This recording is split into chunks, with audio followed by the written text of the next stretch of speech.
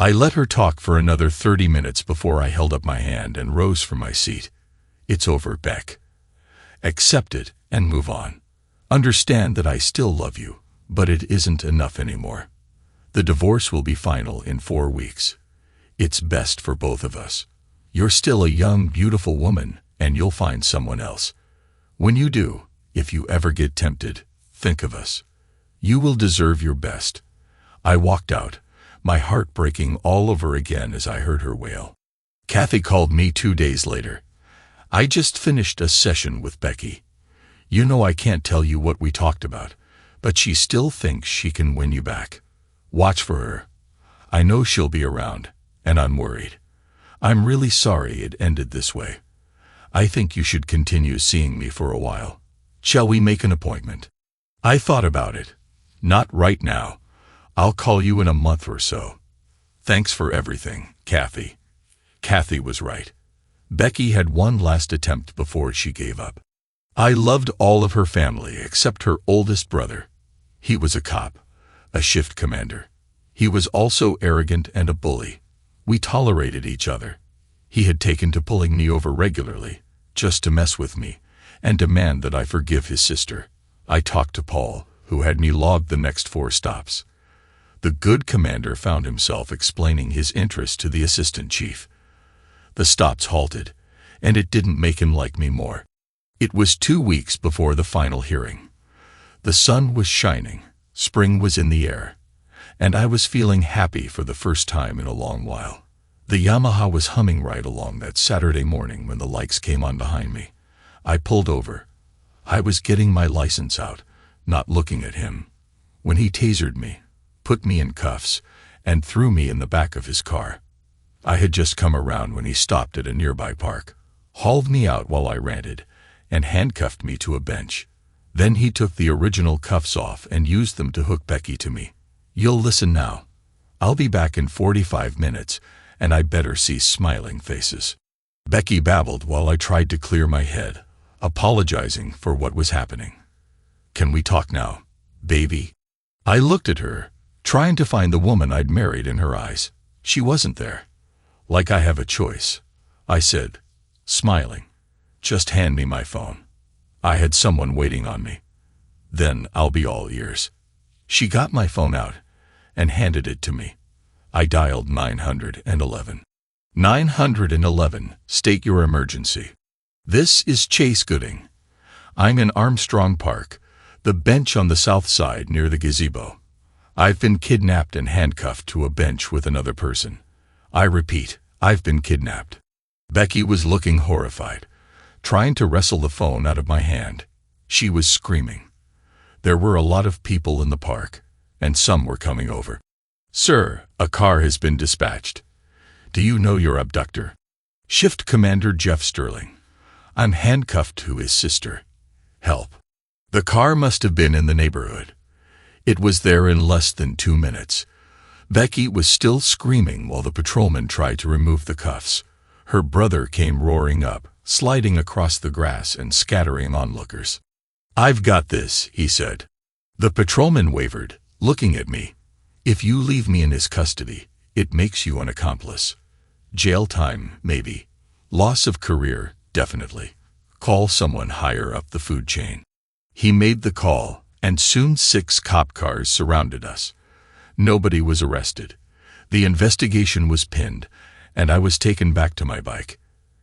Everything hit the fan the next day. The officer had recorded everything on his dash cam. Me stopping, the taser, the cuffs, the whole thing until he stuffed me into the car. I could have pressed charges. Assault, kidnapping, unlawful use of a police vehicle. The list went on. Becky would have been charged as an accomplice. I had Paul with me when we met the DA to discuss the incident. My client will make this easy for everyone. He won't press charges if the officer is disciplined in-house and his wife agrees not to appear at their final divorce hearing and ceases all contact with him. Your choice and theirs. But if they decide not to take the deal, I'll go after them hard. Understand? They had no choice. Their parents didn't want to see 2 of their 3 children behind bars, so the deal was accepted. Her brother didn't get off without punishment. He was demoted, assigned the graveyard shift, reprimanded, and his chances of promotion were minuscule. He couldn't quit because no other agency would touch him. So it was finally over. I went back to my successful business and found a charming, younger woman who loved me for my kind heart and convinced me there was still sweetness and light in the world. Actually, I lost my friends, my business, and my wife. It was a while before I even looked at another woman. My business tanked because everyone knew the situation we were in and didn't give us any more contracts. Luckily, Edith got the offer she deserved and took her trainee with her, then quit soon after. The next month, I walked into the office. There was a note on the door. "You win, you scum sucker. Ellen found another job. The paperwork is on your desk. Sign it, and the company is officially dissolved." She didn't sign it, but I recognize Cindy's writing. There was actually a little money left, and after I got my half of the house sale, I was in pretty good shape. I could even take the next year off if I wanted. I took 2 months, got on the ROADSTAR, and went rambling. I ended up 3 states down, well below the Mason-Dixon line. It was one of the prettiest cities I'd ever seen, surrounded by mountains with friendly people and a relaxed atmosphere. It kind of felt like I'd landed in the 60s because the people all seemed so laid back. I stayed 3 days, hitting tourist traps and doing research. I checked out a few more towns, but none had the same vibe. So I came back, got a room for a week, and went house hunting. I looked at some condos and apartments, but I became partial to houses with decent yards. I found what I wanted on the third one I looked at, a small cottage, 1,200 square feet, 2-bedroom, with a huge yard, and a stream running across the back. It was set apart a good distance from the nearest neighbor, at least for a year, with an option to buy. Next, I went job hunting, finding one at a small firm that catered to up-and-coming and mid-sized companies. They gave me a few small accounts to see how good I was. In 6 months, the boss wanted to talk. I had to tell him that she was not short for Jason. My name was actually John Charles. I had been called JC up until my sister was about 4. She pronounced it JC and then shortened it to Jace. It stuck, and I quit fighting it years ago. In that peculiar Southern way, when the conversation was important, he used both my given names. "John Charles, you've been doing very good work, so good that I wondered why you were here. I checked up on what you put on your resume, and it was all true. I have a feeling you won't stay with us long, so I'm going to use you hard. I'm giving you a new account." He's a friend of mine who owns a very successful regional winery and wants to take his product national. Go talk to him, set up some meetings, and start thinking. This could be very good for all of us. And if I grow, I want you along. I was flattered that he thought so highly of me. The vintner was a local who had trained and studied in Italy for 6 years before coming home to take care of his aging parents. He took over their farm and used the north-facing slopes to grow vines he had imported from the region where he trained. He started out small, adding acreage and expanding the winery as he could. Now he owned 3 more farms and had doubled his own acreage. He had won several local and regional medals for his sweet wines and wanted to crack the national market. He had already secured a distributor. Now he needed an ad campaign to bring his product into the limelight. I stopped by and did an anonymous wine tasting. Most were quite good, some I didn't care for. I finally introduced myself and asked for Mr. Edwards. He came hustling in farm clothes. We shook hands, and he asked me why I hadn't made an appointment. "I wanted to taste your product, observe your operation, and maybe work on some ideas. I don't expect you to drop everything to talk to me. I just wanted you to know I stopped by, and to make that appointment in person." "What do you think of my wines?" he asked, seeming anxious. "I like most of them. I'm no expert, but I like them so much I bought a mixed case to take home." While I was talking, an idea was germinating. I couldn't wait to get back and start developing it. It was not to be. Jack insisted on using first names and had me follow him around for a while, explaining the winery, the origin of the vines, and everything he could think to tell me. I ended up spending 3 hours with him personally. I spent my off time exploring the area, turning the row at Starloose on those winding mountain roads. I'd had a little work done that boosted power, and she could scoot if I opened her up. I took some money and bought a well-used but reliable 4-wheel drive truck. The winters could be quite snowy here.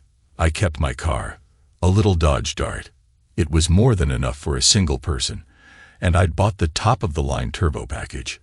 It was supposed to do over 180, but I never got it over 110. And that was just twice. The car and the bike were garaged, and the truck stayed outside. I was wandering around one Saturday afternoon when I ran across a little bar in the middle of nowhere. There were a few bikes out front, mostly Harleys, but there was a Gold Wing and a few sport bikes, so I decided to stop for a beer. The place kind of went quiet for a minute. They could tell I wasn't a local. I ordered my beer and looked the place over. It was old but clean and neat.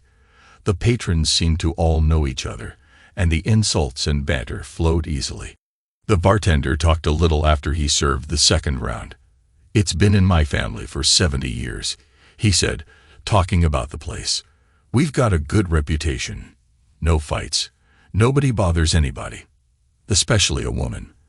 That'll get you booted fast, faster than anything." I complimented him, knowing the value of a place where you could relax, whether it was with a crowd of suits and dresses or jeans and short skirts. People were people, basically the same despite income levels. He liked the praise, said the next round was on him, and left me. A huge bearded guy took the stool next to me. "Yours?" he asked, looking through the window at my bike. "Yeah," I said. He snorted. "Another rice grinder. What happened? They don't sell real bikes made in America where you come from." He said it with a tone to take the sting out. "Which one is yours?" I asked. He pointed at an older, chopped-out Harley. "Nice ride," he said. I grinned. "The forks are from Italy. The carbs, if they're stock, came from Japan. The tires, again if they're stock, were made by a British firm and manufactured in France. Still think it's all American." He stared at me. "No," he admitted, "but still, nice bike." After that, half the bar was in on the discussion. One guy said his Vulcan was made right here in the U.S. We ended up going out to look at all of them. By the time we came back, I had a new set of friends. I ended up hanging at the bar most weekends, going on poker runs, and just riding in a group when the urge took us. They showed me a lot of places I would never have known existed.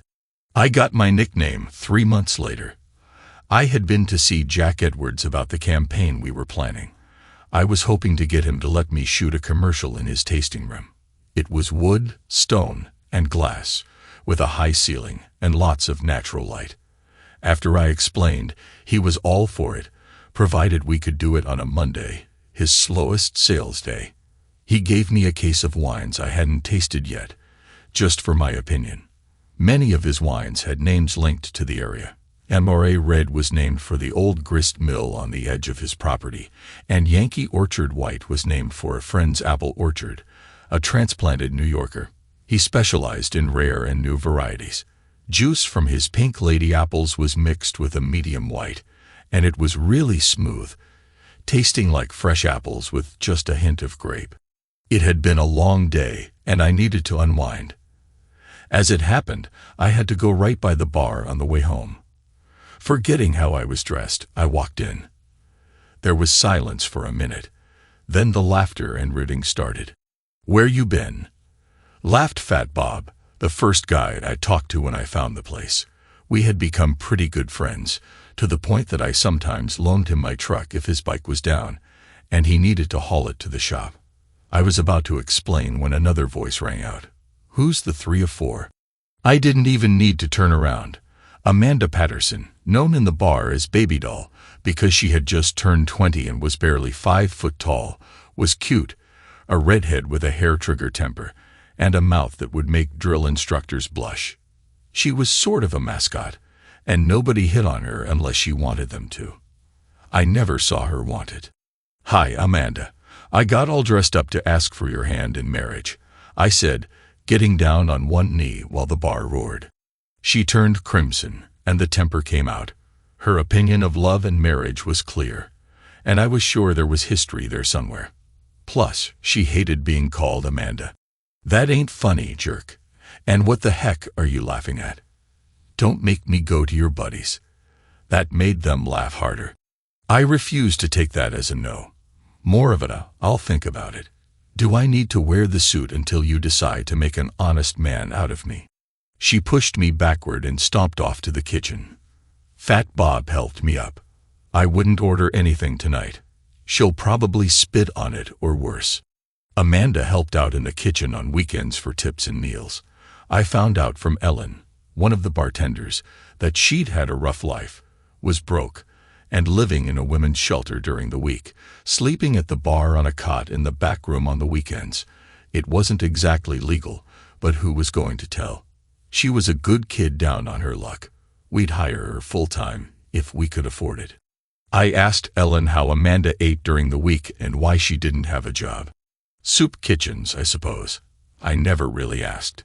I think she has a juvie record, hasn't finished high school, has no transportation, and that makes her job prospects pretty slim. Amanda was there almost every night, not leaving until she had to go back to make sure she had a bed for the night. I don't know why I did it. Maybe I wanted to feel connected to another human being, or maybe I wanted to give her hope. I struck a deal with Ellen and Sam, the owner. I'd pay for her meals during the week. Sam agreed to let her wait tables and clean up for hours a night for $100 a week in cash, which I paid half of. I supplied the cash on the condition that she absolutely could not know I had anything to do with it. "Here," I said, giving Ellen $200. "Take her shopping. She needs new clothes. Tell her she can pay you back out of her wages, $20 a week." Ellen said it was the first time she'd ever seen Amanda cry. Not extravagant, but she bought new underwear, 3 pairs of the cheapest jeans she could find, and 4 plain t-shirts, plus 2 pairs of markdown sneakers. She was done. I thought about it as Ellen told me Becky would pay more for a pair of shoes she didn't really like that much, wear them 3 or 4 times, and get rid of them. She probably spent more than Amanda made in a month on makeup and accessories alone. Amanda didn't come out of the kitchen the rest of the night. Ellen said later she thought Amanda might have cried a little, blaming it on chopping onions. I felt bad, hoping I hadn't hurt her feelings too much, so I got the nickname Suit, which everybody thought was pretty funny. I actually made it a point, if I was near, to stop in with my work clothes on from time to time. Every time I'd wear one, I'd ask her if she'd changed her mind. She still cussed me every time, but now she smiled. The whole bar petted her.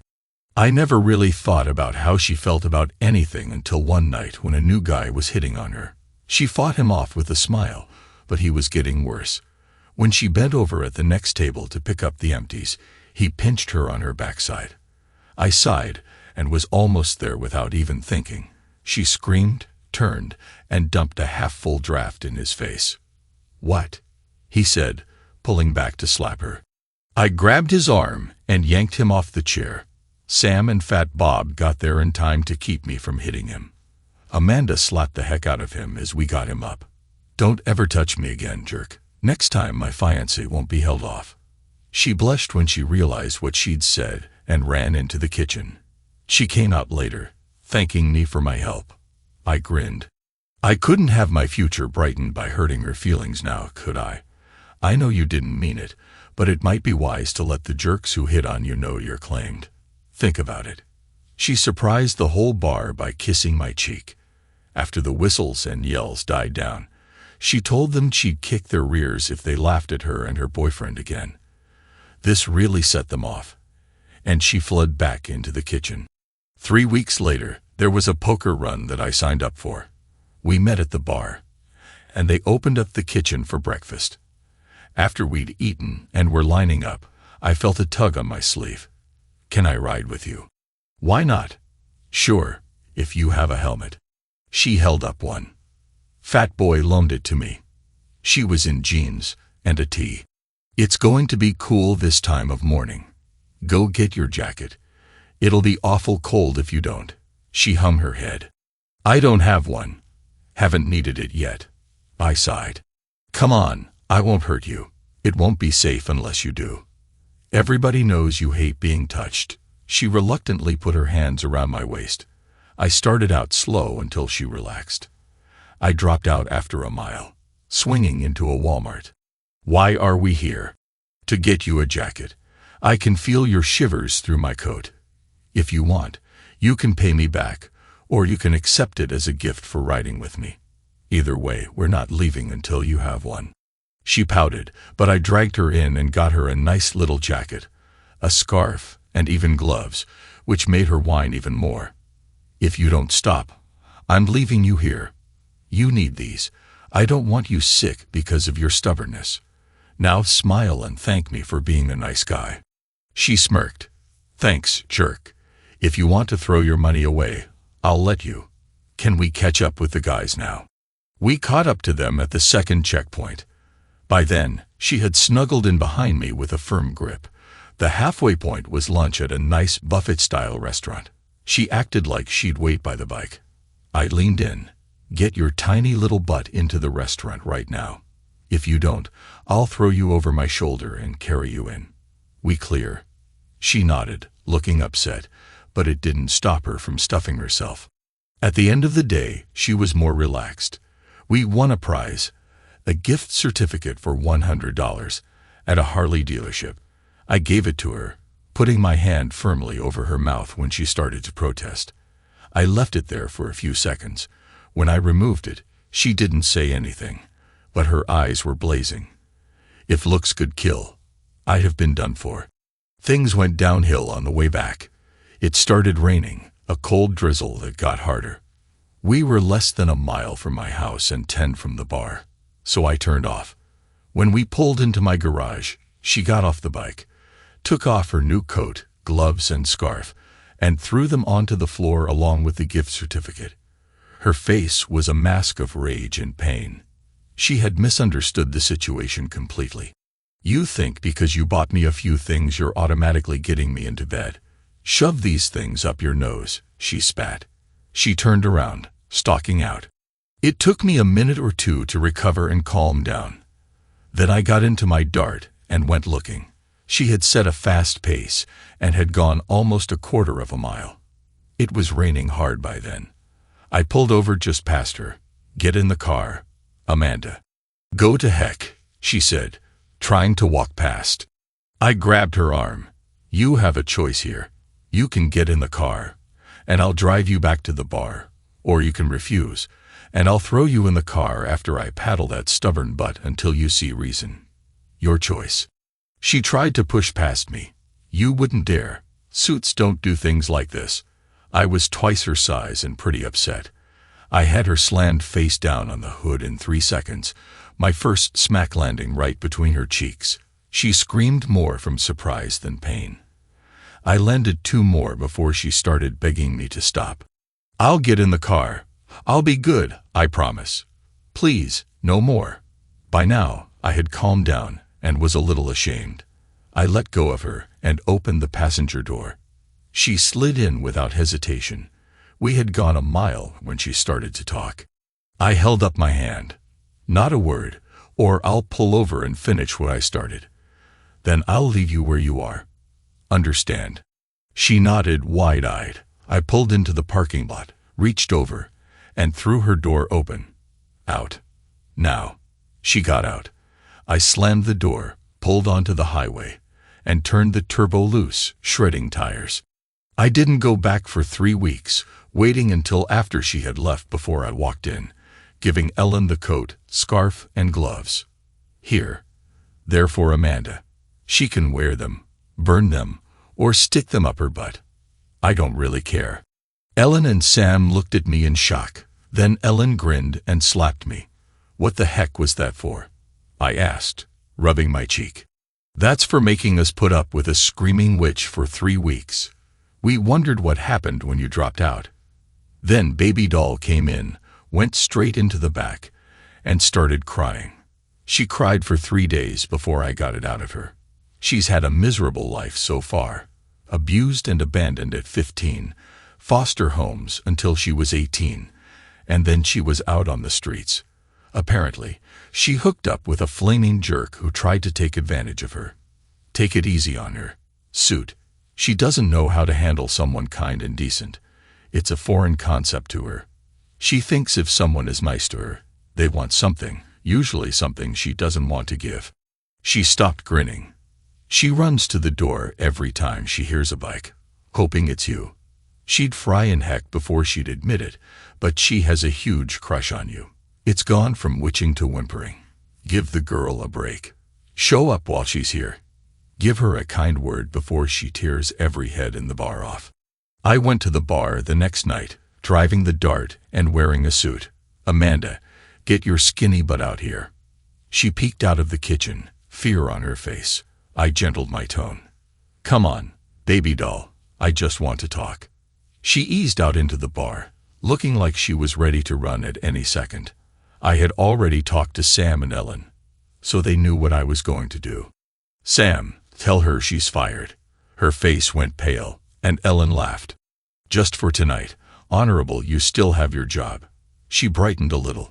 That's right, you're still employed. Just not tonight. Tonight, we're going out. First, I'll take you to a place that serves real food. Hey, said Sam and Ellen together, but they were smiling. Let me rephrase that. Somewhere where burgers and fries aren't considered a full meal. Then I thought we'd see a movie, one of those tear-jerkers little girls like you love. Get cleaned up while I drink a beer. People were laughing, and she was red. She unconsciously rubbed her jeans. I'm not really dressed though. 10 minutes, Amanda, or we repeat what happened the night it rained. Clear. She squealed and shot into the back room. I looked at Ellen. Go back there. Use some of your makeup to help her feel pretty. Calm her down. It's just dinner and a movie. She surprised everybody by giving me a huge kiss. Maybe to you, that's odd. When she came out, her cheeks were glowing. Ellen had helped her with her hair, put a little lipstick on her, and she looked great. I put her hand under my arm, opened the door for her while the gang washed from the door. I opened the door to the car and buckled her in. I could hear faint cheers as I drove away. Anywhere special you'd like to eat?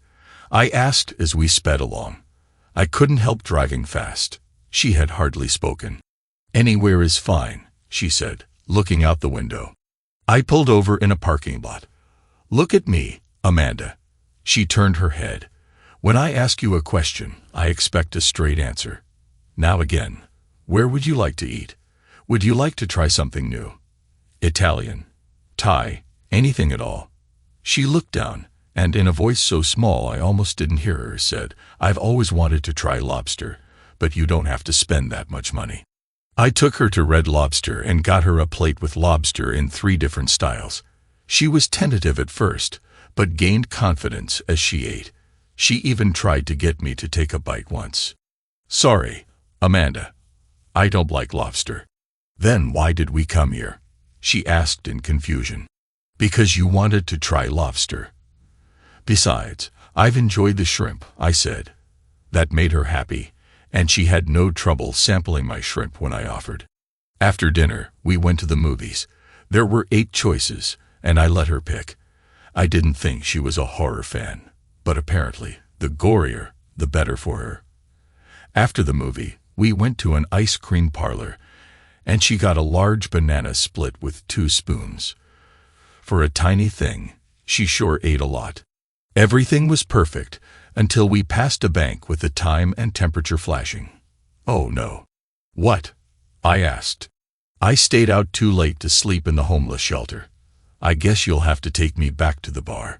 All right, I said, driving her straight to my house. She sat frozen while I turned off the car and the garage door closed. Amanda, listen to me very carefully. I have 2 bedrooms. One of them will be yours for the night, and it has a lock. You can sleep in a comfortable bed, take a nice shower, I'll even throw in breakfast. No strings attached, nothing owed, nothing expected.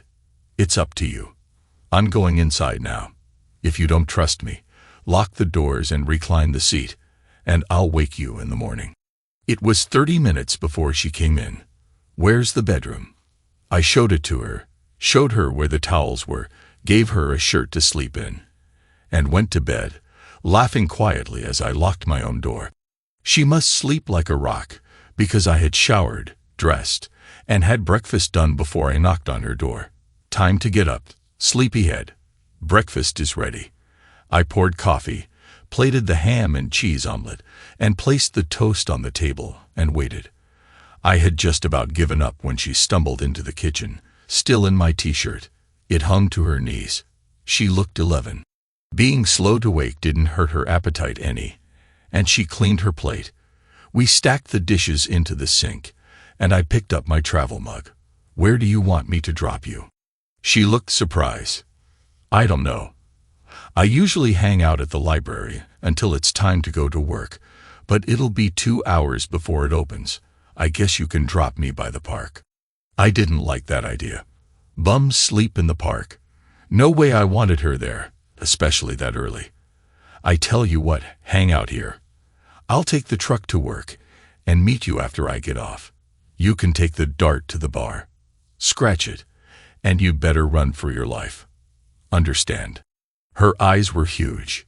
"You trust me that much?" I grinned. "You going to steal from me?" She went bright red. I cut her off before she could talk. "I didn't think so. In fact, I need the oil changed. Think you could drive it to the Dodge dealership for me? It's already paid for, so you don't have to worry about that. I'll call when they open. Will you do it if they can work me in?" She was just nodding her head. I surprised her by kissing her cheek, backing up before she could react. "Thanks, honey. I'll call as soon as I find out. Watch television, eat anything you like. I'll see you later." She was rubbing the cheek I kissed as I walked out. Everyone at work remarked on my good mood. A secretary asked me if I'd gotten lucky. She said it kind of snippy. She'd made a run at me right after I'd started working there, and I'd turned her down. She was in her mid-30s, a little older than me. I finished pouring my coffee before I turned to her. "As a matter of fact, Gail, I spent the night with a hot little redhead almost 10 years younger than me. Remember the energy you had at that age? I'm lucky I can walk." I left her open-mouthed to the laughter of everyone else. She did get the oil change for me. I stopped by home to change, and was amazed at how clean it was. It literally sparkled from top to bottom. She must have been at it all day. I had called Fat Boy, and he came by to pick me up so I could retrieve my car. He was grinning ear to ear. "What, you and baby doll? Is she as hot in bed as she looks?" I looked at him and grinned. "You're a dirty old man, you know that.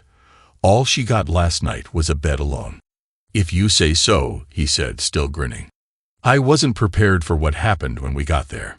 She ran to me, jumping up so I had to catch her, and gave me a big kiss.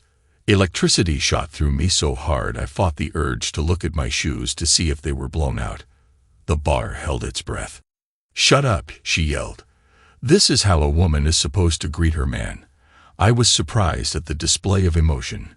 She spent every minute she could close to me, to the point Sam told her if she didn't get to work, he was going to fire her scrawny butt. When I got ready to leave, she asked if I'd stay a bit longer and drive her back to the shelter. How could I refuse? I warned the car and waited. She came out with a big backpack that I had to put in the trunk. "What's in here?" "Everything I own," she said, sliding into the passenger seat. "There's no place safe for me to store it at the shelter. Somebody would steal it in a blink." I thought about what a sad way that was to live as I drove. When I missed the turn to the shelter, she questioned it. "If I don't get there soon, I won't have anywhere to sleep." "You're not sleeping there tonight. You've got a room at my house. You've earned it, cleaning the house and running errands for me today. Consider it a thank you." She started to protest but thought better of it and turned the radio to a station I hated and cranked the volume. Tonight, instead of going straight to bed, she took a shower, put on one of my teas, and flopped on the couch. She grabbed the remote and started channel surfing. Hey, I was watching that. It's boring as heck, Suit. Besides, I'm your guest here. She settled on some show about 4 girls and a secret they shared. I lasted 5 minutes. If you're going to watch stuff that turns your brain to mush, I'm going to bed before I get infected. Good night, Amanda. I could still hear the TV blaring when I drifted off to sleep. The next morning, she woke me up, banging on my door. Breakfast, sleepyhead, she said, pulling me from the day before. Eat it while it's hot. Sausage, home fries, and grits. I was still getting used to them not being from the South. I will admit they were growing on me. You don't keep much food around, do you? She asked as I ate. Single guy, not home much. No reason to. I said around a bite of sausage. She stacked the dishes when I was done. Do you need a ride tonight? I asked as I walked out the door. I'm off tonight, she said, but don't worry about me. I have things to do. Will I see you tonight? She grinned. Maybe. You have a good day now. I thought about her often all day. She was getting under my skin. I had dated some since Becky. Nothing serious, not on a regular basis, but enough to keep the edge off. In a moment of reflection, I had to wonder how much my feelings for her were pity and how much was attraction. I ran through the reasons for and against trying to start a relationship with her. She was way too young. I felt like a cradle robber. She was wounded, loud, profane, and irritating beyond words sometimes. We had nothing in common. Her temper had a hair trigger, and many times she acted before she thought. But in the rare times she let her guard down, she was sweet and loving. She was smart and strong, dealing with a miserable fate with all the dignity she could. It occurred to me she'd be a great mother, fierce and protective. The thought of that tiny body 9 months pregnant made me smile. And though she didn't know it, she was beautiful, or would be if she dressed better and learned to use makeup. But her beauty went much deeper than her skin. I wondered where she had gone as I drove home. The thought of her in the shelter depressed me no end. She deserved better. The smell hit me when I walked in the door. I don't know what it was, but it made my mouth water. She must have heard the door because she came out of the kitchen, hair in a ponytail and wearing an apron. I stood amazed when she went up on her toes to kiss my cheek. Hi, honey. How was work? That was all she got out before she almost collapsed, laughing at the expression on my face. Then she got serious. I made you dinner. Nothing fancy. I'm a good cook, but I haven't had much opportunity to practice lately. It'll be ready in 30 minutes. Sit down. I'll get you a beer. Or would you rather have tea? After we eat, I need to talk to you. There it was, that determined look she had. I knew it had to be serious. Tea would be fine. Anything I can do to help. She seemed to let out a sigh of relief. Got it. Dinner was great. Roast pork, basil, and rosemary roasted potatoes, asparagus, and homemade bread. It was probably the best meal I'd ever eaten. I stuffed myself, then got a little embarrassed. She smiled. I'll take the mass consumption as a compliment. Ready for dessert. She had made banana pudding, one of the things I'd learned to love about the South. I was almost comatose when I pushed back from the table. She sent me into the living room while she cleaned up. When she was done, she pulled a chair directly in front of the couch. Did you like supper? Is the house clean enough for you? Maybe. I've never seen the house cleaner, and dinner was excellent. Where did you learn to cook like that? She looked sad for a minute. Mama wasn't much, but she was a heck of a cook. She taught me a lot before the alcohol got her. I wanted to hug her badly right then. She shook off her memories and looked me in the eye. I want to make a deal with you, John Charles. I'd like to rent a room from you. I can give you $50 a week, plus I'll cook and clean the house, do the laundry. I'll even mow the yard. I won't get in your way. Please, these last couple of nights have made me happier than I've been in a long time. I just can't face going back to the shelter. please." She looked at me full of hope. "No." Her face collapsed like a balloon losing air, and tears started. "I'll get my things. Will you drive me to the shelter?" "No, you're not going anywhere until I talk. So sit, listen, and don't interrupt. Promise me." Her face was a mixture of fear and hope. She nodded. "I'm happy to let you live with me under these conditions. 1, you will not pay me anything. Your rent will be keeping the house clean, doing the food shopping, and making the meals. 2, I enjoy yard work, so I'll do that. 3, you keep your job at the bar. You can drive the Dart for work and household needs. 4, and this is the big one, you have to go back to school, get your adult high school diploma, or at the very least a GED. She sat with her mouth open. I knew she was ashamed over her lack of education. Maybe this would force her to do something about it. She finally nodded her head. "I'll do it, but on the school thing, will you help me? I'll need it." I relaxed, smiling. "I'll do everything short of actually doing it for you. Do we have a deal?" She jumped into my lap, kissing me until she realized what she was doing and jumped back off, flaming red. "Sorry," she said. I grinned. "I've got one more condition.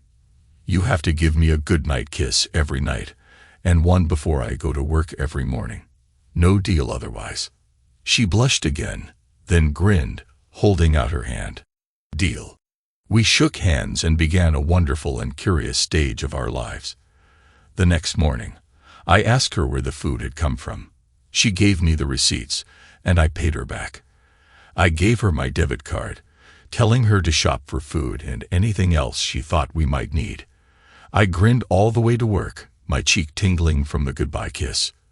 You couldn't have blown the smile off my face that day with a stick of dynamite. Gail got catty again. Apparently, happiness offended her. "See you, little girl." "Honey, last night." "Yes, and this morning." "She moved in last night." "You should find someone, Gail. It'll make you a much nicer person." Her look as I left would have soured milk. The guys at the bar gave me the thumbs up but smiled when they did it. Sam shook my hand, and Ellen kissed my cheek. "You're a good man, Suit. I knew she'd get you sooner or later." "We're just roommates, Ellen. Nothing going on." She just grinned wider. "If you say so." Amanda smiled so hard I thought her cheeks would get a cramp when she saw me. I was about to order a burger when she stopped me. "Your supper is in the fridge. Microwave it for 3 minutes. I hope you like it." I had 1 beer, shot a game of pool with Fat Boy, and went home to a nice dinner. She got off work at 9:30 when the kitchen closed and was home by 10 o'clock. She went straight to the shower. "I smelled like old fries," she said when she came out in a robe with a towel wrapped around her head. "What's on television?" So we settled into a domestic routine. I did the yard work and washed the vehicles while she took care of the house. She cooked most of the meals, but I insisted on taking her out to eat or grilling for her once a week. On Sundays, if the weather was nice, we'd ride either alone or with our group. She got a new nickname, Mrs. Suit, which she grumbled about but did so with a grin. Her 21st birthday came, and I surprised her with a party at the bar. She even received presents, and soon she was crying. A rare display of emotion for her. She shocked everyone by hugging them in thanks. I gave her a day at a spa, complete with hair and makeup, and a gift certificate to an upscale department store. "I'd like a day at a spa, complete with hair and makeup, and a gift certificate to an upscale department store. I'd like to see you out of those jeans." I grinned as she blushed. Helen got on to me, telling me it was time to step up and make an honest woman out of her. "I don't know how she feels about me," I confessed. "That you're the biggest dummy in the state. She loves you, but she doesn't know how to love. You need to teach her. It'll be worth it." "How do you know so much?" She hugged Sam when he walked up. "Because 15 years ago, I was her. Then I met Sam, and though it took a while, he opened me up and made me understand there were good men in the world.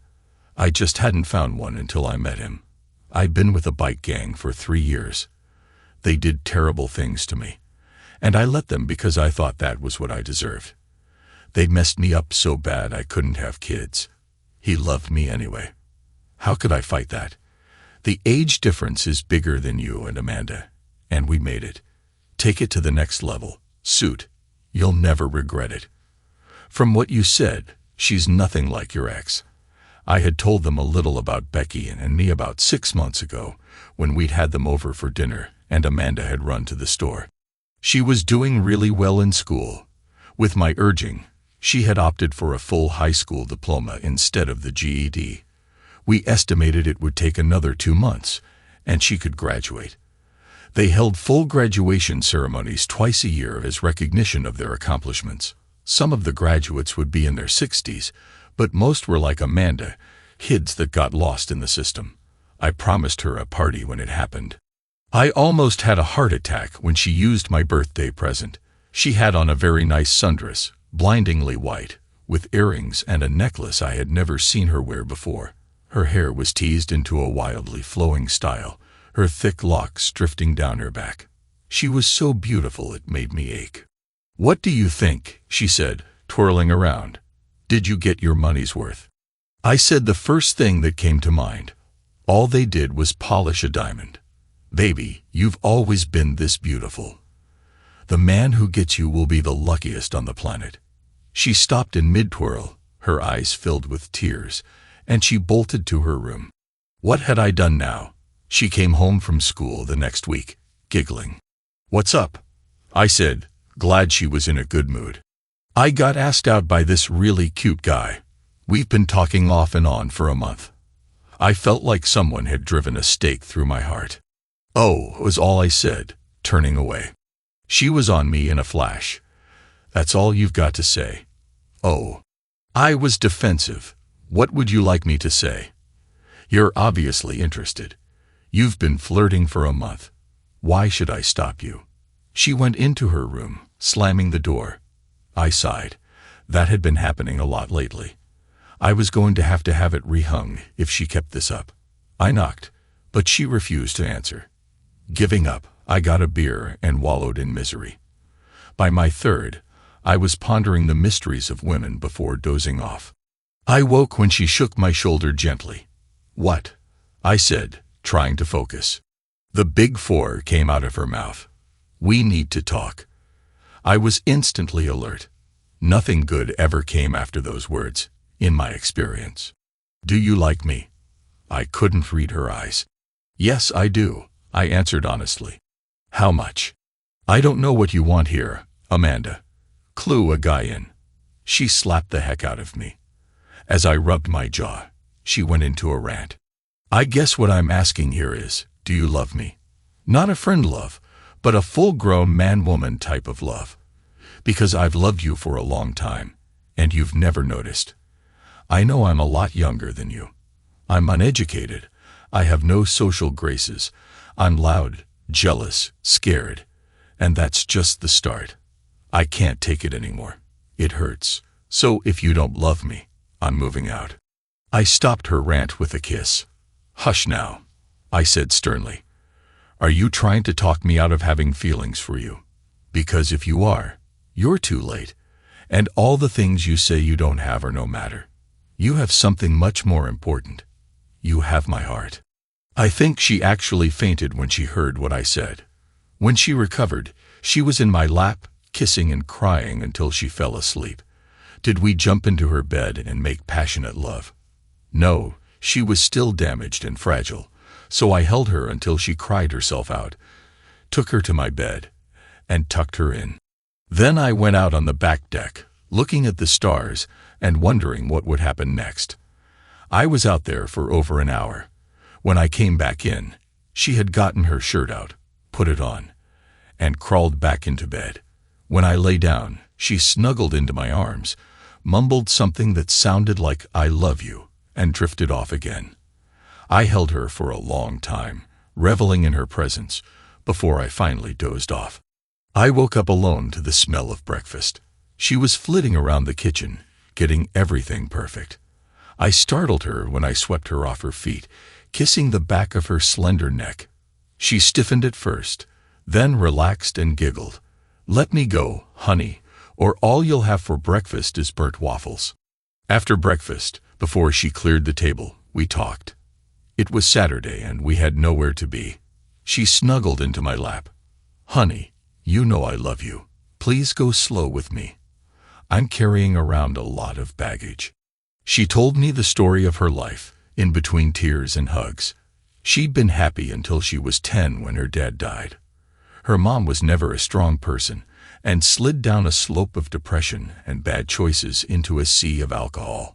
She had a stepfather and several boyfriends living with her when she was 15. One of them tried to assault her, but she fought him off and told the school. They took her away from her mother, and she spent the next 3 years in foster care. In juvenile hall, she had stolen a car in a desperate attempt to see her little sister, who was 9 years younger. It was the first time I knew she had a sister. When she turned 18, the system released her, and she ended up with a guy. Out of desperation, she gave him her virginity. Apparently, it was borderline abuse every time they were together.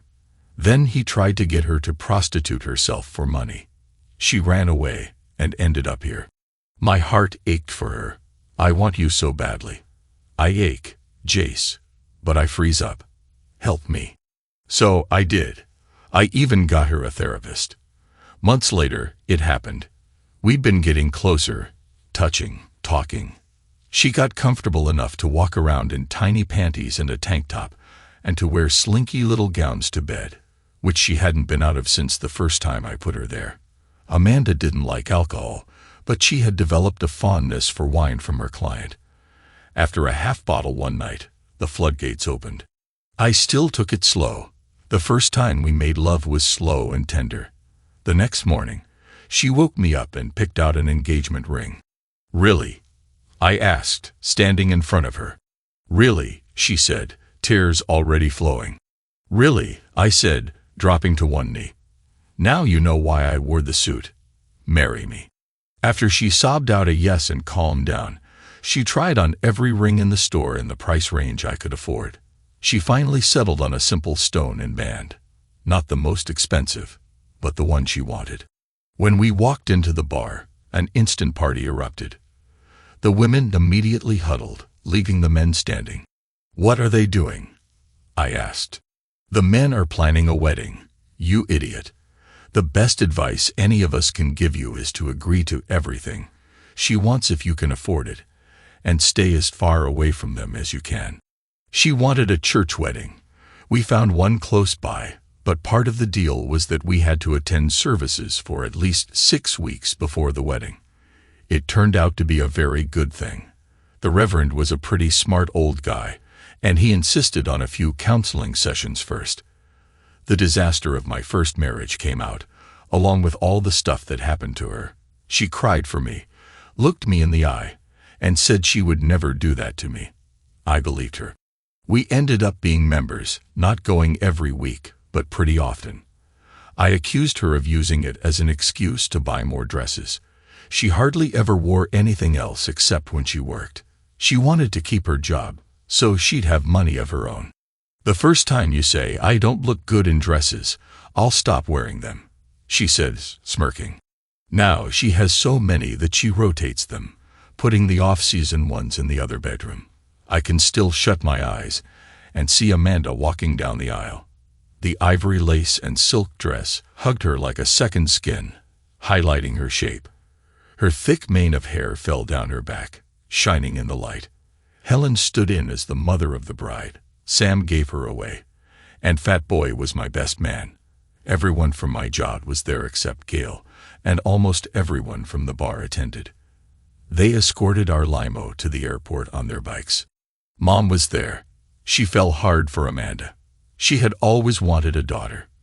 Amanda warmed up more slowly, but when we left, she leaned in and said something that brought fresh tears to her eyes. I asked about it on the way to the airport. Thank you, Mom, for sharing your son. I'll return the favor with your grandchildren. It seemed to make her happy.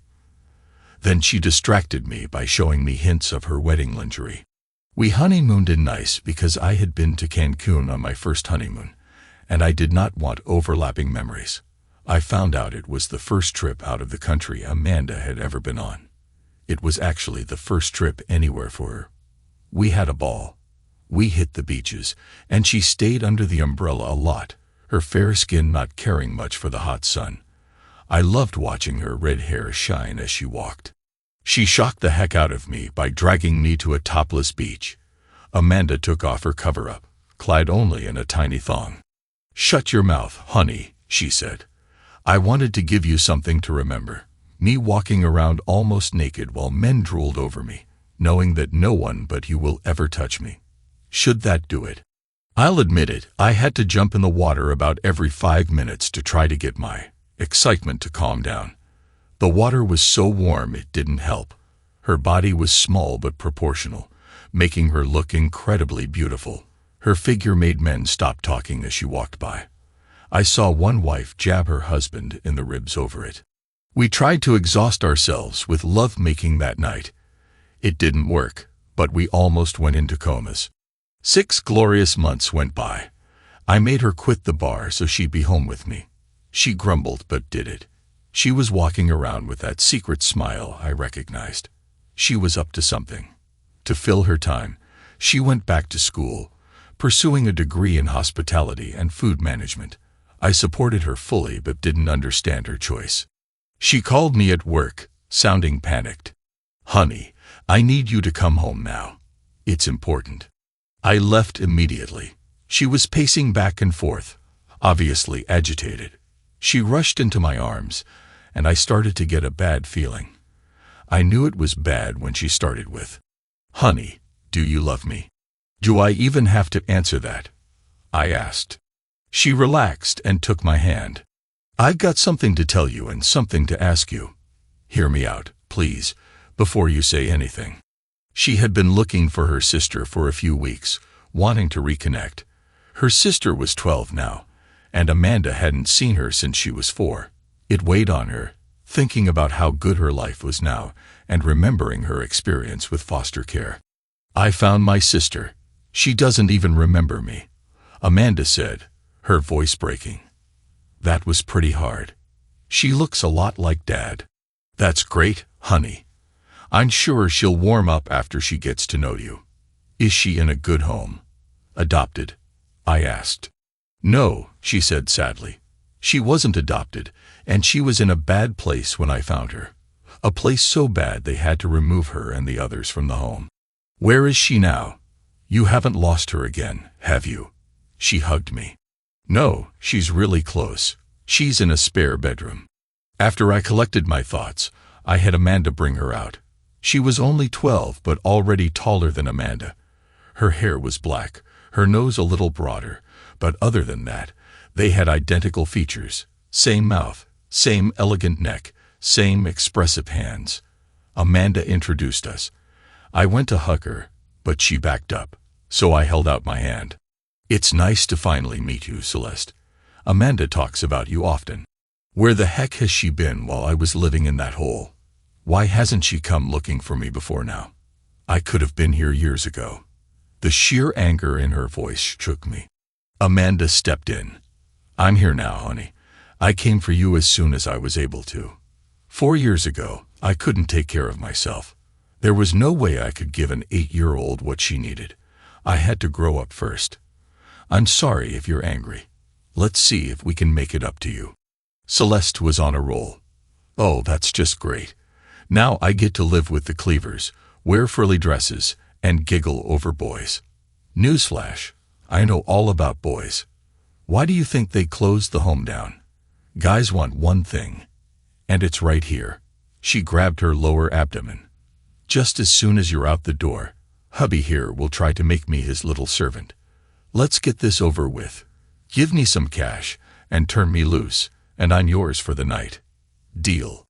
Amanda was shocked into silence. I was furious. "Maybe we'll just give you a warm bed for the night and send you on your way tomorrow. If what you had is better than what we're offering, go for it. Come to think of it, I haven't offered you a thing. I'll tell you this, if we talk it over and decide we want you with us, you'll keep a civil tongue in your head and not give us any trouble. The most important thing in my life is my wife, and I will not have her hurt or suffer because you had a hard life. Hers hasn't been sweetness and light either. Listen to her story sometime and see if you have any empathy. Are we clear here? She had backed away from me, but as soon as I stopped, she got her bravado back. I don't need a father figure. I don't need a sister or a mother. I don't need a darn thing from either of you. Clear enough. I turned to Amanda and hugged her. She started crying. I stroked her hair. I'm sorry, honey. I know how much you wanted this.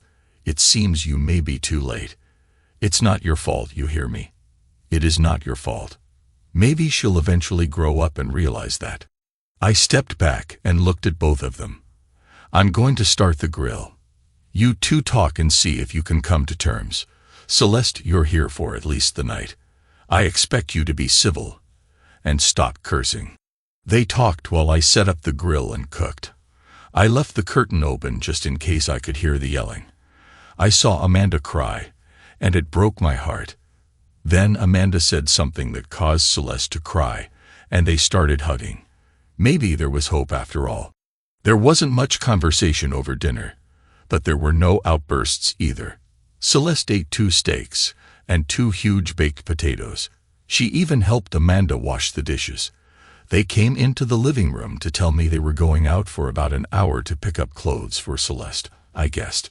I sat and thought while they were gone, wondering about a society that treated children like unwanted baggage. When they returned, Celeste was actually giggling. She even said goodnight to us after modeling her new pajamas, complete with feet. We talked in bed after she was asleep. Can we keep her, at least for a while? I'll be responsible for her, you won't even notice her, Amanda said. I gave a dry chuckle. I doubt that. All right, she can stay temporarily, but she has to behave. Thank you, honey. I knew I could count on you, Amanda replied. The state was happy to give Amanda custody. She was in a stable marriage, lived in a good neighborhood, and had references from Sam, Helen, and half the bar. Plus, they wouldn't have to pay anything. It threw them for a loop when I asked where Celeste's Social Security money was. No one had filed for it. I got a lawyer, and he did the paperwork. When it was settled, they had to give all the money she was due for the last 8 years to us. Actually, as guardians, she also got $700 a month until she was 18. We put it into a college fund she could access at 18 if she went to school. If she didn't, she'd get the full amount when she was 21. It would almost be enough to pay for 4 years if she was careful. Celeste wasn't as grateful as we had hoped, complaining that she should get it sooner to buy a car. That's almost 4 years away. Let's see what happens between now and then, I said. I ended up being the bad guy to make it easier on Amanda. Celeste resented it tremendously, but knew better than to try to play us off each other. The first time, she got grounded for a month. She was behind at school, mostly from not paying attention. She refused help from me at first, but Amanda kind of forced her, giving her rewards for good grades, so she started listening. During this time, I was doing really well at my job. The campaign for the winemaker was a roaring success and led to bigger things. My boss was scared to death I was going to leave. He knew I'd had offers, so he struck a deal with me. I could buy into the company, and he'd match every percent I bought up to 7. At the current valuation, I would be able to afford about 1% a year, so in 7 years, I'd have 14% of the company. Amanda and I talked it over and decided to do it. I liked it here, and so did Amanda. Celeste ran away twice. The first time, she was gone for days before they found her at a bus station. She stayed away, and Amanda cried the whole time she was gone. When she came back, she was defiant and angry. I waited until I could talk to her alone, and laid it out. You know, you could be a good kid if you'd let yourself. You're pretty smart. It looks like you could figure out what kind of life you'd have on the streets. A troubled, disease-riddled person, most likely old before your time and dead before 30. Is that what you want? Here it is plain and simple. You run again, and you won't come back. In 3 more years, you'll be 16. I'll pay your court costs for emancipation, give you your Social Security money, and wish you a nice life. But my wife has just about shed her last hair over you. Do you understand? I think I scared her. 6 months later, she didn't come home from school. When she showed up, she found the doors locked. Thank goodness Amanda wasn't there. I opened the door and talked through the screen. I've already called the DCF worker. You can come in and wait for them. They should be here in about 45 minutes. I opened the door and let her in. She huddled on the couch, rocking back and forth. Soon she was crying, then begging, "Please, please, please don't send me away. I'll be good, I promise." I didn't mean to leave. I panicked when I got busted for smoking at school. They suspended me for 3 days. It'll kill Amanda. I didn't know what to do. I was surprised she hated smokers. Were you smoking? No, but I was with them, cutting class. Please don't send me away. Celeste, look at me, I said. She raised her head. You have to learn. You have a support system. Amanda loves you. I love you. We're a family. We're here to provide guidance, a good home, and love. Let us do our job, all right? You should have come to us and told us what you did. We would have punished you, been disappointed, but we wouldn't have stopped loving you. The tears started in earnest when I told her I loved her, and she flew into my arms, sobbing her heart out. Amanda walked in. What's going on? She asked nervously. Our child is growing up, honey, I said. She did something bad, got caught, came home, and told me all about it. I truly believe she understands what she did and is sorry. I'll let her tell you about it. Here I handed her off and went outside, catching the DCF worker at the mailbox. Hi, Denise. Sorry, it was a false alarm. She got caught doing something she shouldn't have and got suspended for 3 days. Nothing really serious, but she was afraid to face us. Amanda is with her now, getting to the bottom of what happened. They're inside if you want to check on them. She sighed. I ought to, but I think I can trust you now. I can get home and cook Fred's dinner and eat as a family for once. Thanks, Denise, I said, feeling bad for taking time away from her family. Why don't you guys come over on Sunday? I've got a couple of Boston butts I've been thinking about roasting. That sounds good, Jace, but it's homecoming in our church. There's going to be a big meal. Why don't you guys come there instead? There's an informal competition among a few of us to see how many guests we can get to come. You guys might put me ahead. I told her I'd run it by the girls and went inside. Who was that? Amanda asked. It was Denise, honey. She saw me outside and stopped to invite us to homecoming. Do you guys want to go? I wouldn't mind it. They got that new young reverend, H.E.K. He's kind of cute. I'll give her a call and see what she wants me to bring. Celeste watched me, grinning. I tried to look stern but failed. She hopped off the couch. I know I'm grounded for a month, but I can go to church, right? Buddy Smith goes to that church, doesn't he? Celeste, you're 13. You've got time for that later, much later. Between you two, lightning will strike the church, I said, and they both grinned at me. Celeste said, "Men," and then went to help her sister with dinner. That was the exact moment when I knew my little family was going to be okay. This had been a really big week for us. Celeste had made the honor roll for the first time and was due to start learning to drive over the summer. The thought of someone that young driving scared me pretty badly. Amanda graduated tonight, holding her diploma like it was a life preserver in a stormy sea. She even got to make a little speech that brought the house to tears. She talked about her childhood, her sisters, and the fact that she had come so far because she had someone who believed in her and wouldn't let her stop. She thanked me for being the best husband ever and Celeste for being a perfect daughter. Have faith, have hope, believe in yourself. You may not get as lucky as I did, but you'll be a better person for trying. We held a cookout for her the next day, and her little house was filled to capacity. Mom came down to celebrate her accomplishment, along with our bar friends, most of my work friends, including my boss, Denise from DSS, and surprisingly, Jack Edwards and his wife. I thought they were still in Italy. After everyone else had left, they lingered, waiting to take Celeste for the weekend. They had married late and never had children. June fell in love with Amanda, treating her like the daughter she never had. When Celeste came along, she was over the moon.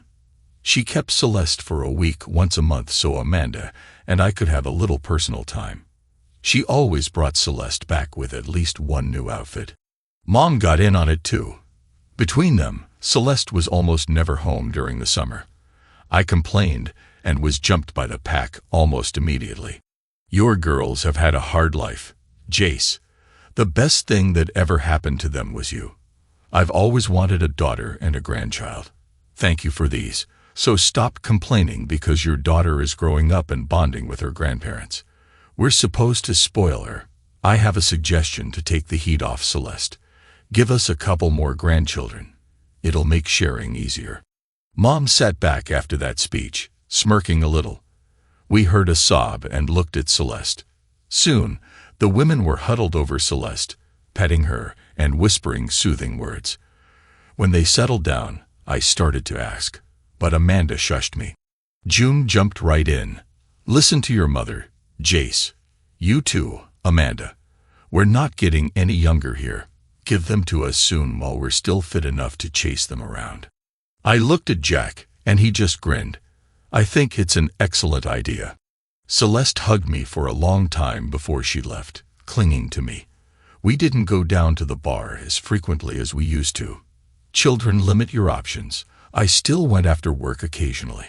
Celeste usually had something going on that required transportation, so Amanda became Uber mom, taking her to band practice, soccer practice, games, etc. I usually wasn't available for any of that, but made sure I went to all her games. One sunny Saturday afternoon, at the end of a soccer game, I sat and listened to her and her teammates chatter, trying to decide where to go to celebrate their win. She was going out with groups now, something I was a little uncomfortable with, because they tended to pair up at these things. Amanda laughed. Even if you'd like to, Han, you can't stop her from growing up. This is good practice for when the time comes for one-on-one dating, and they're almost all chaperoned. The only exception is when they go to the movies and hang out at the mall. Trust her. She would die before she'd disappoint her daddy. It was right after Amanda graduated, and we were at a church function. The kids wanted to go for ice cream later, and I walked up to Celeste. Here's your daddy now. Ask him if it's all right. She looked at me and batted her eyes. Daddy, can I go with Mrs. Jenkins and my friends for ice cream? It caught me off guard, and tears started forming. Sure, baby. Here's the $20. She giggled, took the money, and scampered off, yelling out behind her, Bye, Mom. Bye, Dad. I'll be home by 7. Amanda had to drive us home after that. We're Mom and Dad, she said. It's just easier than having to explain every time someone says something about it. And I have to explain. Besides, you treat me like your kid anyway. Plus, I like it. I liked it too. Our friend Sam had a stroke, not a really bad one, but serious enough that he had to cut back on work. All their friends pitched in. But it soon became apparent that Helen couldn't keep up. Amanda came to me one Sunday afternoon after church. We were going for a ride. Before we go, I need to ask you for something. Let me get it all out before you say anything. It's important to me. I hoped it wasn't bad. I love being mom to Celeste. I love being your wife. But Helen needs help, and I want to use my degree. I've talked it over with Helen and Sam, and they're all for it. I want to go back to work at the bar, not as an employee, but as a partner. Helen will run the bar with Sam's help, and I'll run the kitchen. Will you think about it? I did while we rode. We stopped at the bar, and I looked at it with new eyes. It was in good shape but could use a little sprucing up. Helen came by, and Amanda excused herself, going into the kitchen. What do you think? She asked. I think it's a lot to consider. I don't want to lose my wife to a business. You know my past, and I'm a little sensitive about my wife being on a different schedule. Plus, we have to consider Celeste. I'll need to know how much money we're talking about. In the end, I'll probably say yes. She knows I can't refuse her. Helen patted my hand. You won't lose her, honey. She's already got it planned, so she won't be away from you that much. Once the startup is complete and everyone is trained, she has big plans. She's even got me and Sam excited. So we talked it over. I had long since turned our finances over to her. She was really good at stretching dollars. Oh, I had a general idea, but she usually paid the bills. Our vehicles were all paid for, even the 3-year-old minivan she had to have to transport Celeste and all her friends. We had bought our house when the lease was up. It was small but suited our needs. We'd made a pretty hefty down payment, so our mortgage was low. By now, I owned 4% of my company and was making really good money for our size. Our savings account was in good shape, so I had no argument about where the money was coming from. In the end, we owned 30% of the bar. We spent a little money sprucing it up, upgraded the kitchen, and had a grand reopening. Business picked up almost immediately.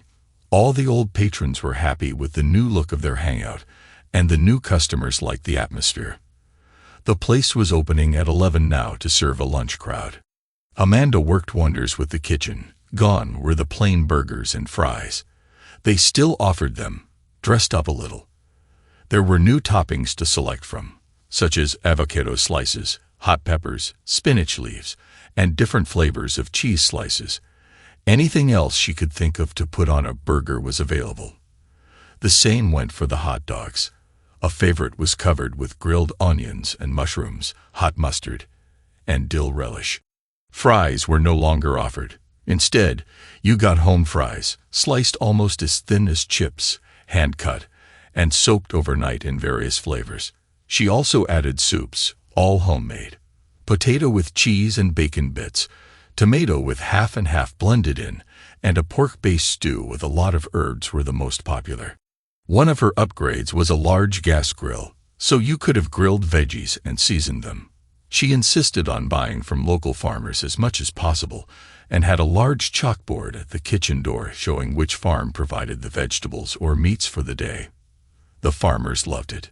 The regulars were a little leery at first, but soon you could hear discussions and sometimes arguments over which farm provided the best produce and which fresh herbs and spices complemented which dishes best.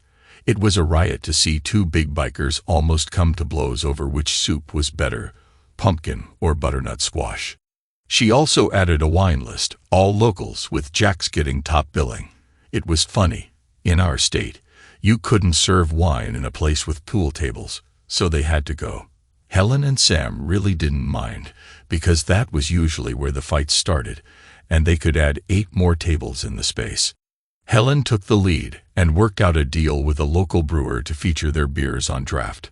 A local food critic, hearing good things, paid us a visit. We didn't even know it until the review came out. The best hidden jewel in the state was the caption, followed by an outstanding review. Sam's Bar and Grill, located on Swan Pond Road, just outside of the city limits, has been around for 75 years, a local favorite. The addition of minority owner Amanda Gooding and her recent upgrade of the kitchen has pushed it out of the shadows and into the limelight.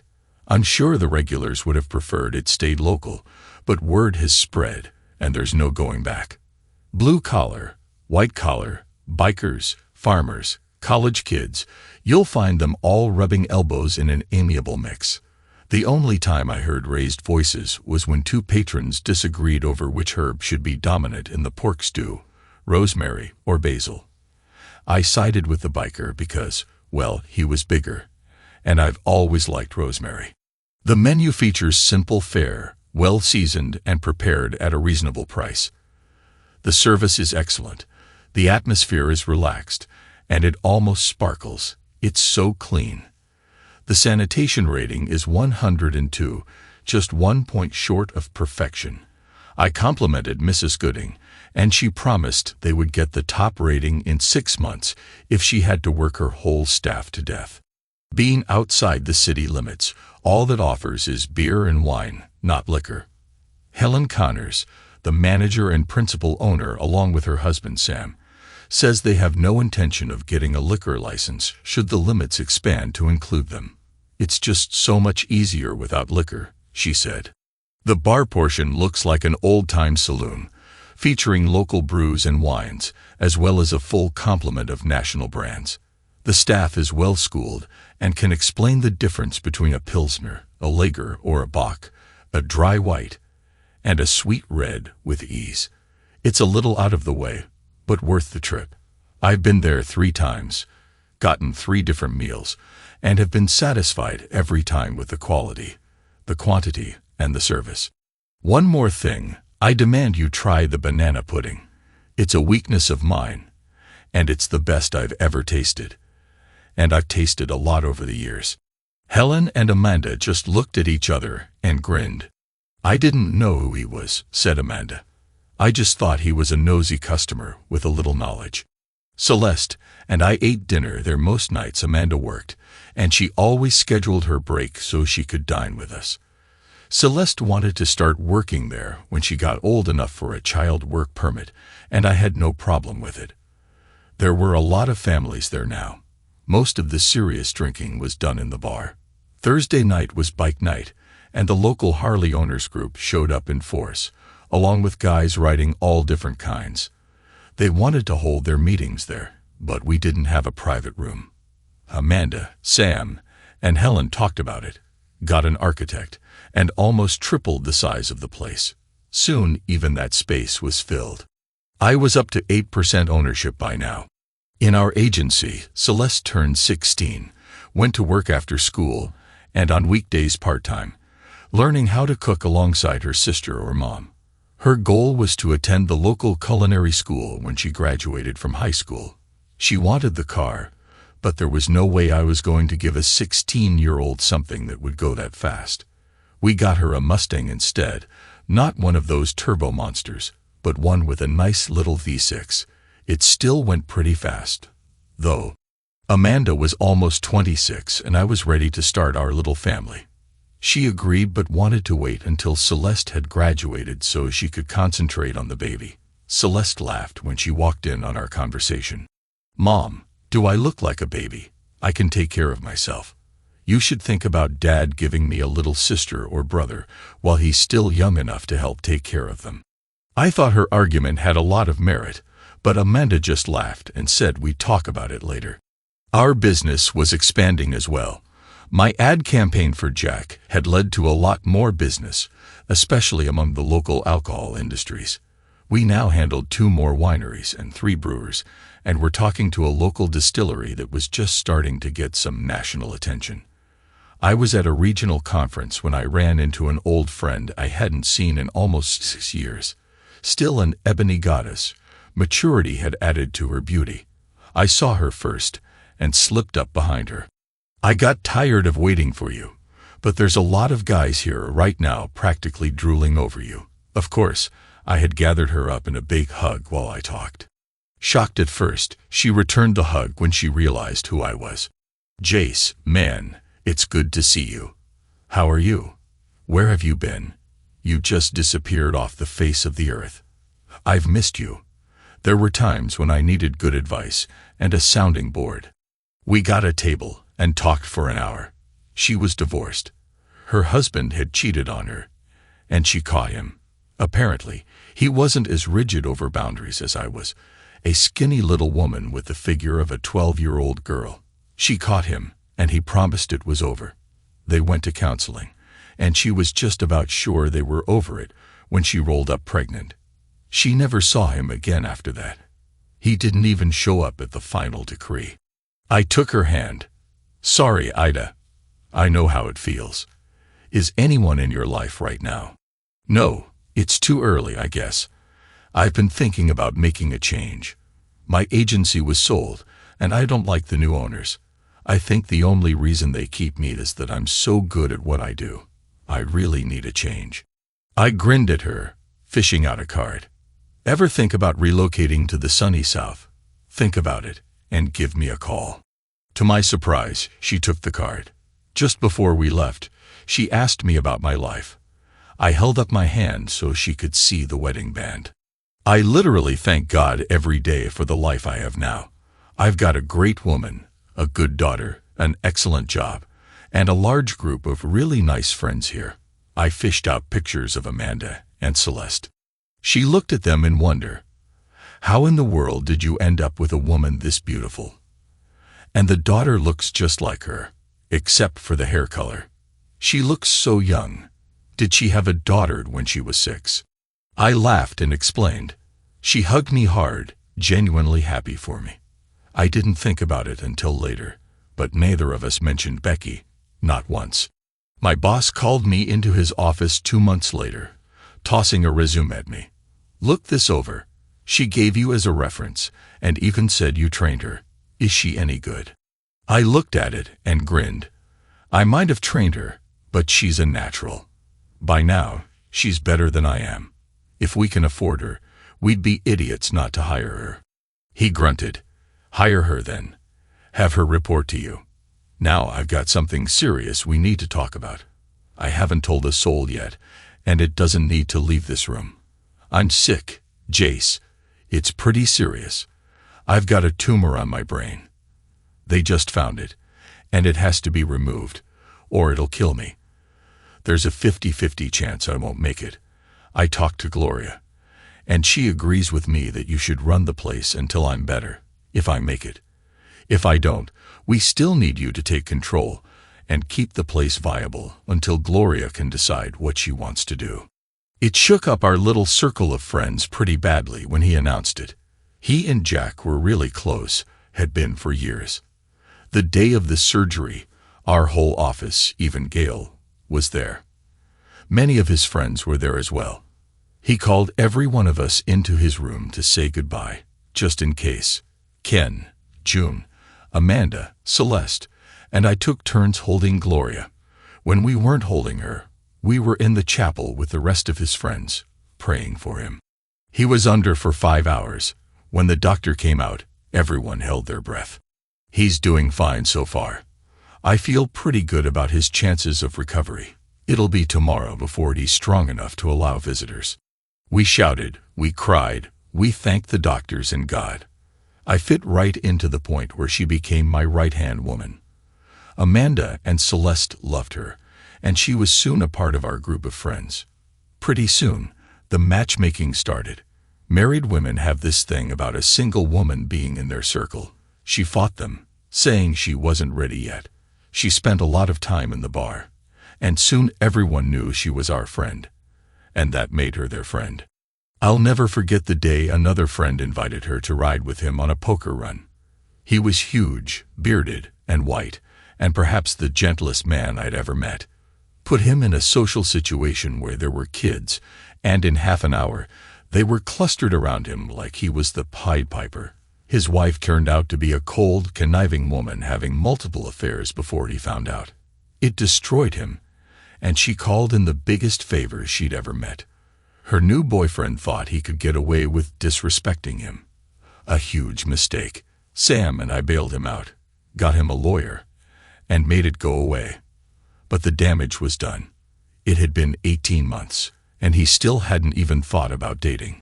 I was surprised by Ida accepting if they went on a date first to get to know each other. It must have been a heck of a date, because they smiled like crazy on the poker run. 8 months later, she was sporting a really nice ring and was 3 months pregnant. My life took another dramatic change when I was contacted by a woman, Alice Johnson, to see if we were interested in doing a campaign for her. She even had it planned out, which gave me pause. Clients rarely have good ideas, and some are so married to them, they insist we do it their way. I usually steer them towards someone else because when they tank, they never understand why. She was a personal manager specializing in fighters.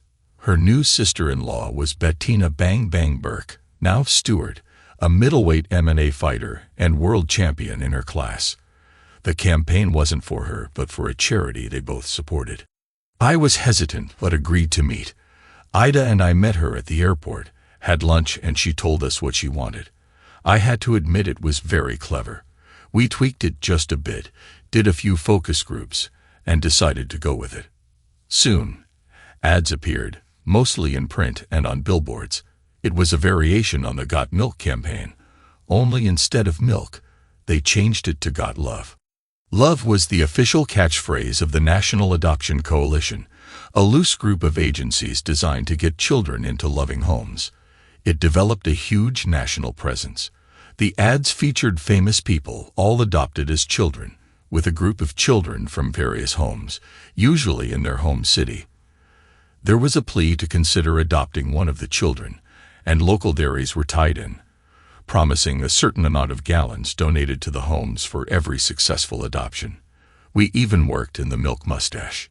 Soon, we had spokespeople begging us to let them help. Rock and country stars, professional athletes, business giants, actors, Olympians, Nobel Prize winners, all adopted and all literally begging to help. We featured many of them with their adoptive parents. Some had even adopted themselves. Betty and Mark Stewart, who helped originate the idea, posed with their newly adopted son. It was an instant favorite and led to my company, High Country Advertising, winning a national award. Howard, my boss, was still too weak to travel, so he sent Ida and me to accept it. Of course, her new husband Roy and Amanda went along. It was very gratifying to be there. We made our acceptance speech and apologized to Alice Johnson, who we insisted attend and share the stage with us, for stealing her idea. Then we thanked her and the people present for honoring us. There was a mixer after the awards. Ida and I had a bet going. The one who got the most offers had to buy the loser breakfast. I had 9, Ida had 16.